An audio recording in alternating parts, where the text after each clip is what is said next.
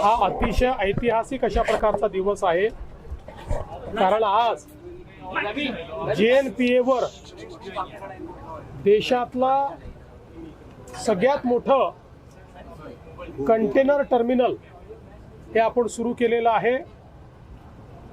जवळपास 4.8 million TEU एवढी capacity असलेलं हे टर्मिनल देशातलं सगळ्यात मोठं टर्मिनल आहे। आणि हे टर्मिनल सुरू झाल्यामुळे आता देशातली सगळ्यात मोठी कॅपॅसिटी ही महाराष्ट्रामध्ये तयार झालेली आहे। आणि आता महाराष्ट्राने देशातल्या सगळ्या राज्यांना मागे टाकलेलं आहे।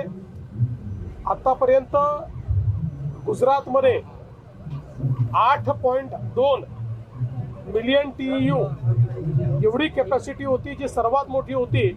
आता महाराष्ट्रातली आपली कॅपॅसिटी किंवा JNPA ची कॅपॅसिटी ही 10 मिलियन TEU एवढी झालेली असल्यामुळे आज आपण देशामध्ये नंबर 1 झालेलो आहोत।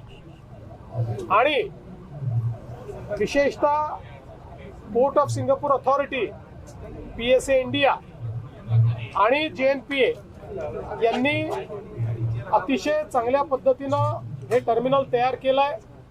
माननीय प्रधानमंत्री महोदयांच्या हस्तेच याचं भूमिपूजन झालं होतं। आज त्यांच्याच हस्ते याचं उद्घाटन झालेलं आहे। महाराष्ट्राच्या अर्थव्यवस्थेला एक मोठा बूस्ट या टर्मिनलच्या माध्यमातून होणार आहे आणि देशाच्याही पोर्टलेट डेव्हलपमेंटमध्ये याचा एक महत्त्वाचा वाटा असेल। आणि जी काही ग्लोबल सप्लाय चेन आहे त्याच्यामध्ये भारताची आणि महाराष्ट्राची हिस्सेदारी ही यामुळे वाढणार आहे।